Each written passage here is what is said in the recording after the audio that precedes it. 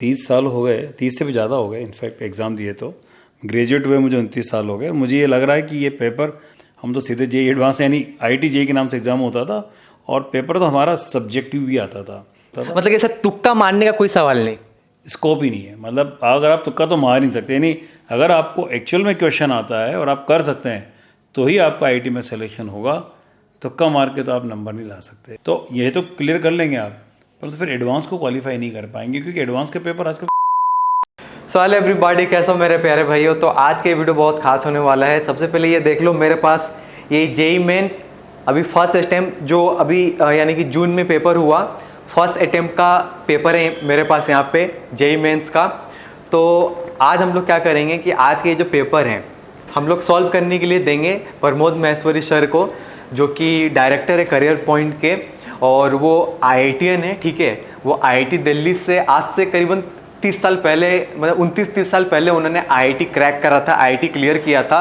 और सोचो 30 साल पुराने आईआईटीएन है, ठीक है। तो अभी करीबन 50 साल के हो गए सर। तो आज देखते हैं सर को ये पेपर दे के कि सर सॉल्व कर पाते हैं या नहीं कर पाते हैं। इसके ऊपर एक ओवरव्यू लेंगे सर का, ठीक है। तो आ जाओ साथ में मेरे। सर मैं कम इन, आ जाओ। तो हमारे साथ यहाँ पे प्रमोद सर, पहले सर के पास में आ जाऊँ पहले। Hello everybody.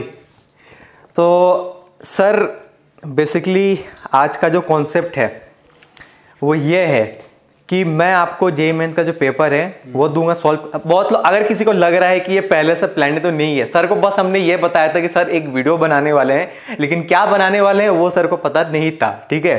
तो अब मैं बताने वाला हूँ कि सर जेईई मेंस का अभी जो एग्ज़ाम हुआ फर्स्ट शिफ्ट का, ठीक है, 2022 का, इसका पेपर है मेरे पास। आप आईआईटीएन हैं, आज से करीब 29-30 साल पहले आपने आईआईटी क्लियर किया था और आईआईटी दिल्ली से बीटेक किया था। तो क्या आज आप जेईई मेन का पेपर सॉल्व कर सकते हैं? और अगर नहीं हुआ तो मेरी बेइज्जती हो जाएगी आज तो। नहीं सर, बेइज्जती नहीं होगी। मतलब कि ओवरव्यू देना है, सॉल्व कर सकते हैं नहीं कर सकते हैं। उस समय में आईआईटी कैसा होता था, आज का जो आईआईटी का या जेईई का पेपर है, लेवल क्या है, टफनेस लेवल क्या है, उसके ऊपर आपको सर बताना है, ठीक है। तो ये रहा पेपर। अब आप इसमें से कितना सॉल्व कर सकते हैं आप देख लो, ठीक है। और आप एक ओवरव्यू दो कि पहले कैसा होता था आईआईटी का पेपर, अभी कैसा हो रहा है, टफनेस लेवल क्या है, कैसे बच्चों का पेपर अटेम्प्ट करना चाहिए, आप जरा देख। तो मैं तो केवल फिजिक्स का ही देख पाऊंगा, बाकी और सब्जेक्ट तो आपसे देख लीजिए सर जो भी है। चलिए देखना शुरू कर देते हैं। जैसे कौन सा क्वेश्चन करें, जैसे ये वाला क्वेश्चन करते हैं, approximate height of the surface of earth at which the weight of body becomes 1/3 of weight on the surface. तो अर्थ की सरफेस पे जितना वेट है उससे 1/3 वेट कितना कहाँ पर हो जाएगा, जहाँ पर ग्रेविटेशनल जो फोर्स है GMM R+H² वो सरफेस का 1/3 हो जाए। तो वहाँ पे जाके आप सोल्व कर लीजिए, इसको H निकाल लीजिए और सबसे बड़ी बात उसमें √3 आएगा, अंडरस्कोर वो स्क्वायर रूट लेंगे तो √3 का जो वैल्यू भी दिया हुआ है तो सोल्व हो जाएगा। बहुत सिंपल सा है, ज़्यादा कॉम्प्लेक्स नहीं है। और क्वेश्चन ले लेते हैं, ये ले लेते हैं। Magnetic field at the centre of a circular coil is R due to current I flowing through this. Magnetic field at the point along the axis at R/2। तो फॉर्मूला डायरेक्ट का formula लगाई है, R/2 का formula लगाते answer आ जाएगा, direct formula है। तो अभी मैं फॉर्मूला में नहीं जाऊँगा, थोड़ा सा कॉम्प्लेक्स क्वेश्चन देखते हैं कि कोई कॉम्प्लेक्स क्वेश्चन हो तो कहाँ पर मिलेगा वो देखते हैं। तो केमिस्ट्री आ गया, और कौन सा ले सकते हैं। ये resistance 40 ohm is connected to source of alternating current 220 volt 50 hertz. Find the time taken by the current to change from its maximum value to RMS value. इसमें रेजिस्टेंस का तो कोई मतलब ही नहीं है। आप मान लीजिए कि जो I करंट है वो I0 cos ωt है, क्योंकि t=0 पर करंट जो होगा वो I0 हो जाएगा। और ये बोल रहा है RMS वैल्यू पर कब आ जाएगा। मान लो t1 टाइम पर तो ये था, और I0/√2 RMS वैल्यू लिखेंगे तो I0 cos ωt1, तो इससे ωt1 π/4 आ जाएगा, और t1 निकालेंगे तो आंसर आ जाएगा। सर बस पूरा पेपर सॉल्व नहीं करना है, अदरवाइज भाई समझ गया मैं कि सर पेपर सॉल्व कर सकते हैं, आप लोगों ने भी देख लिया। सर बस मैं ओवरव्यू चाहता हूँ, नहीं तो वीडियो बहुत देर का हो जाएगा। सर ओवरव्यू देना है कि उस समय सर आपने कौन सी ईयर में आईआईटी का पेपर 1989 में दिया था, तो लगभग 30 साल हो गए, 30 से भी ज़्यादा हो गए इनफैक्ट एग्ज़ाम दिए तो। ग्रेजुएट हुए मुझे 29 साल हो गए। मुझे ये लग रहा है कि ये पेपर बहुत इजी है उस टाइम के कंपैरिजन में। मैं भी शायद मुझे उस टाइम पे इसलिए टफ लगता था कि मैं स्टूडेंट था और आज मैं टीचर हूँ तो मुझे आसान लग रहा है। बट फ्रेंकली स्पीकिंग ये पेपर का लेवल उतना एडवांस नहीं है जितना एडवांस पहले होता था, क्योंकि एक तो जेईई मेन का पेपर है, इजी पेपर है। हाँ, इसमें गलतियाँ बहुत हो सकती है, जैसे मैं भी ये क्वेश्चन कर रहा हूँ, छोटी सी भी मिस्टेक अगर स्टूडेंट करेगा तो गलत हो जाएगा, छोटा सा एकदम स्ट्राइक नहीं करा तो टाइम लग जाएगा। तो पेपर तो इजी है, प्रैक्टिस रिक्वायर्ड वाला पेपर है। प्रैक्टिस सर एक बात मेरे को जानना है कि उस समय जिस ईयर में आपने आईआईटी का पेपर दिया, क्या उस समय जेईई मेन और जेईई एडवांस अलग अलग होता था? नहीं, उस समय तो जेईई मेन तो था ही नहीं, जेईई एडवांस का एग्ज़ाम होता था। अभी तो जेईई मेन से सेलेक्ट होकर जेईई एडवांस में जाते हैं, हम तो सीधे जेईई एडवांस यानी आईआईटी जेईई के नाम से एग्ज़ाम होता था। और पेपर तो हमारा सब्जेक्टिव भी आता था, तो 40% ऑब्जेक्टिव था और रिमेनिंग 60% सब्जेक्टिव था। सब्जेक्टिव में तो पूरा न्यूमेरिकल सोल्व करके देना होता था, और ऑब्जेक्टिव क्वेश्चंस जो आते थे वो भी थोड़े कॉम्प्लेक्स आते थे, मतलब सिंपल नहीं आते थे, मल्टीपल चॉइस और कॉम्प्लेक्स सा होता था। तो उस टाइम पे पेपर डिफ़िकल्ट था। हाँ, ये बात अलग है कि एस्पिरेंट कम तो ट्रेनिंग भी कम थी, तो बात अलग है आज, क्योंकि एस्पिरेंट भी ज़्यादा है, ट्रेनिंग भी है, कोचिंग भी अवेलेबल है, तो अब इजी पेपर भी डिफ़िकल्ट हो जाता है क्योंकि करने वाले बहुत सारे लोग हैं और स्पीड से करने वाले लोग हैं। सर मैं ये बोल रहा हूँ कि जैसे कि आप सभी यहाँ पे देख सकते हैं कि ये जेईई मेंस का जो पेपर है या एडवांस का भी पेपर रहता है सर, उसमें क्या रहता है कि जैसे कि हमारे पास ऑप्शन है सॉल्व करने के लिए। पहले क्या सब्जेक्टिव पेपर वगैरह आता था, तो सर मतलब कि कैसे करते थे? जैसे हम बोर्ड एग्जाम में पेपर लेकर सॉल्व करते थे, ऐसा करते थे, वो भी चेक होने जाता था? हाँ, वो चेक होने जाता था पूरा, उसको तो लिखना पड़ता तो था। उसमें स्टेप मार्किंग वगैरह वैसा रहता था क्या? उस टाइम पे तो ट्रांसपेरेंसी तो थी नहीं, मतलब ये तो पता ही नहीं पड़ता था कि आपके फाइनली मार्क्स कितना है।